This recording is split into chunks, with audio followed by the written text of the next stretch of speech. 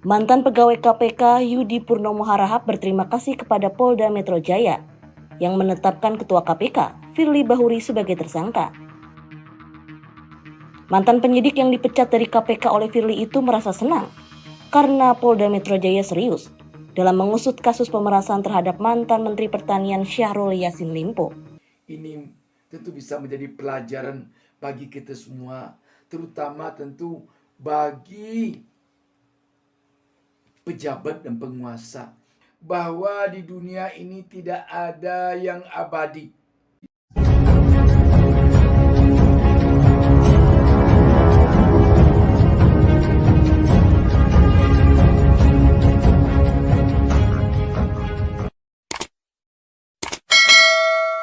Assalamualaikum warahmatullahi wabarakatuh. Alhamdulillah wa syukurillah, bersyukur kita kepada Allah Subhanahu wa taala dapat berjumpa kembali pada kesempatan ini.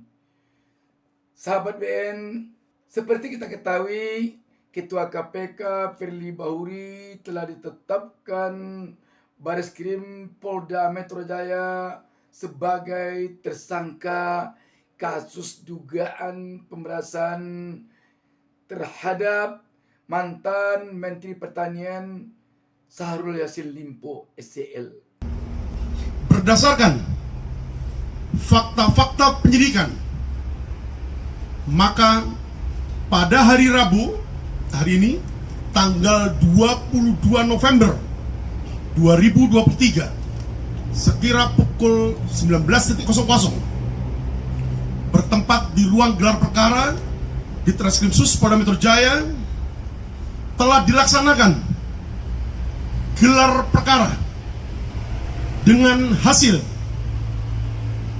ditemukannya bukti yang cukup untuk menetapkan saudara FB selaku Ketua KPK RI sebagai tersangka dalam perkara dugaan tindak pidana korupsi berupa pemerasan atau penerimaan gratifikasi atau penerimaan hadiah atau janji oleh pegawai negeri atau penyelenggara negara yang berhubungan dengan jabatannya. Dengan telah ditetapkannya sebagai tersangka, Firly Bahuri agaknya bisa menjadi pelajaran bagi kita, terutama tentu bagi para pejabat dan penguasa di negeri ini, bahwa di dunia ini tidak ada yang abadi. Semua yang ada di dunia ini akan ada akhirnya. Jabatan kekuasaan tidak akan abadi. Sepandai apapun kita menyusun strategi, bahwa jabatan dan kekuasaan harus tetap melekat pada kita. Kalau nanti kita secara pribadi sudah tidak kuat lagi, sudah tidak mampu lagi, dan sudah habis masa bakti kita sesuai dengan peraturan perundang-undangan yang berlaku, akan kita wariskan kepada orang-orang dekat kita. Dan ketahuilah bahwa ketika Allah berkehendak, semua itu akan berakhir. Di zaman dulu, raja-raja yang zalim banyak sekali membuat dinasti politik secara turun-temurun, tetapi lama-kelamaan berakhir juga.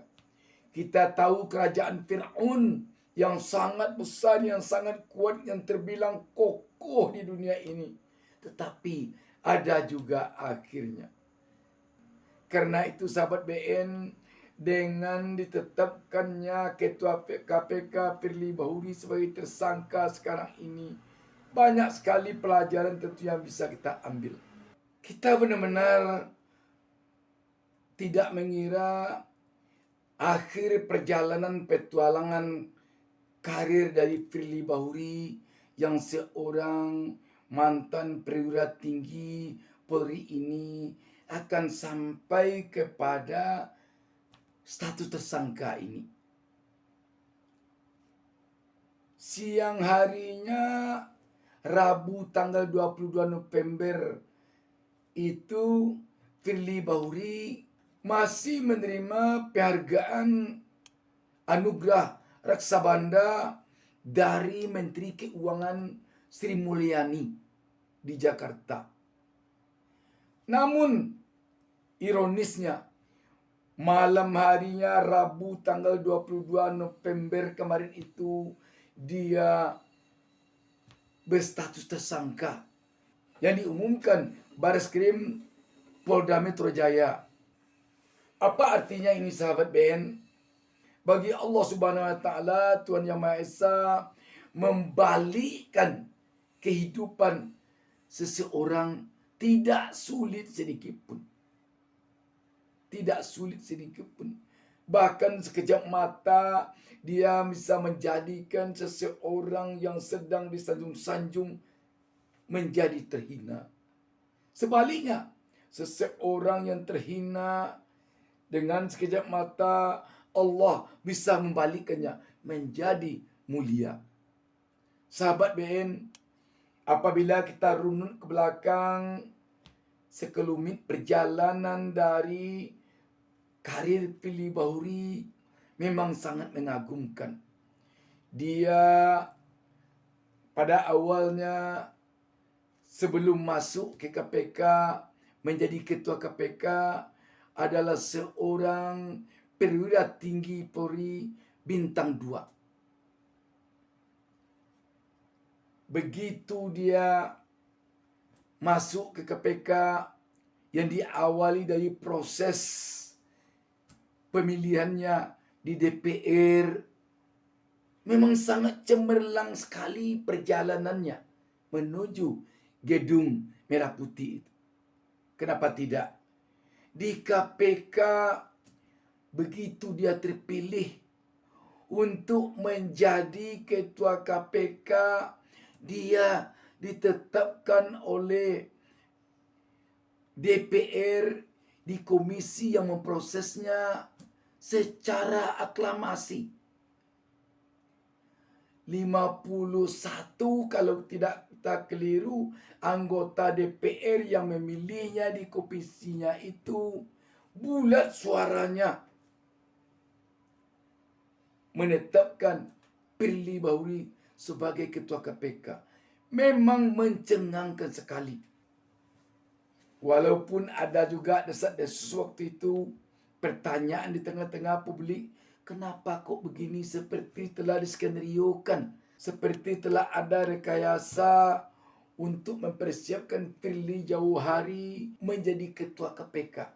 Tetapi memang saat itu dibantah oleh Komisi 3 DPR RI bahwa itu memang kesepakatan yang benar-benar kesepakatan anggota fraksi. Kira-kira begitu. Sahabat BN, lanjut dengan mulus Firly Bahuri menjadi ketua KPK. Sesampai di KPK, Firly Bahuri banyak mendapat sorotan dari publik. Seperti sorotan tentang dia menyewa helikopter untuk ke Sumatera Selatan. Tersandungkah Firly Bahuri karena ini? Dia hanya dapat teguran ringan tertulis dari Dewas. Dewas sepertinya kesulitan menghadang kekuatan Firly Bahuri. Langkahnya menjadikan sejumlah tim penyidik KPK atau karyawan KPK keluar dari KPK yang jumlahnya mencapai, kalau kita tidak keliru, 70 orang dengan alasan tidak lulus tes wawasan kebangsaan juga menjadi sorotan. Tetapi lagi-lagi Firly Bahuri lolos mulus mencapai misinya itu. Langkah KPK yang terkesan oleh publik mengupayakan menjadikan Anies Baswedan sebagai tersangka dalam kasus Formula E juga menjadi sorotan publik.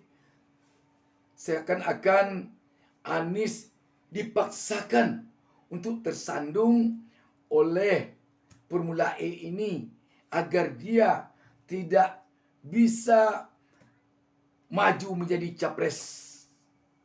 Itu menjadi sorotan publik, tetapi walaupun sorotan itu jadi masalah bagi Firly Bahuri, tetapi alhamdulillah Anies lolos dari sandungan berat itu. Terakhir, kita melihat diupayakan lagi menggait cawapres Koalisi Perubahan Muhaimin Iskandar. Alhamdulillah sampai sekarang Muhaimin Iskandar lolos dari jeratan itu. Sahabat BN, alasan kita tidak mengira Polri akan bisa mentersangkakan Firly Bahuri banyak sekali. Antara lain, Firly Bahuri adalah anggota Polri dulunya yang telah mengabdikan dirinya 40 tahun di Polri. Sampai terakhir dia menjadi Jenderal Bintang 3 di Polri. Itu kuat sekali alasan untuk kita mengatakan bahwa Firly akan lolos dari kasus dugaan pemerasan ini. Selanjutnya, dengan berubahnya undang-undang KPK sekarang ini kepada undang-undang yang baru, Firly Bahuri sebagai ketua KPK berada di bawah presiden. Dan kelihatannya selama ini terkesan Firly Bahuri memang dekat sekali dengan presiden.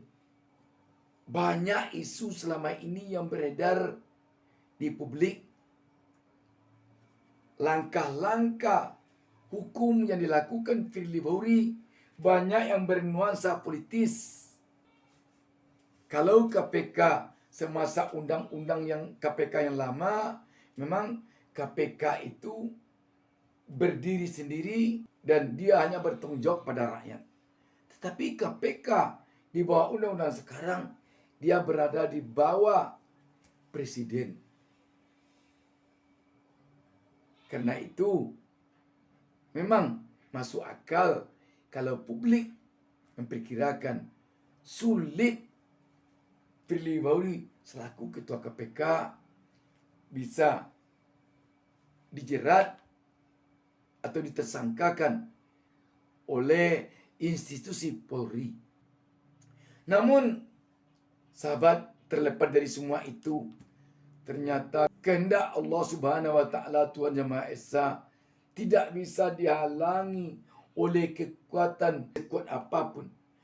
Kekuasaan Allah, kehendak Allah jauh melebihi dari semua itu. Sekarang Firly Bahuri menjadi tersangka. Sahabat BN, sekali lagi ini tentu bisa menjadi pelajaran bagi kita semua, terutama tentu bagi pejabat dan penguasa, baik yang sekarang sedang menjabat atau sedang berkuasa, maupun yang akan menjabat dan yang akan berkuasa dari hasil Pilpres dan Pemilu 2024. Kita melihat komentar-komentar dari berbagai pihak telah bermuncul.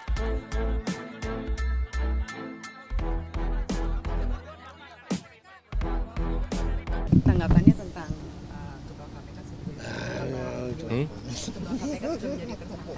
Ya, hormati semua proses hukum. Hormati semua proses hukum. Ya.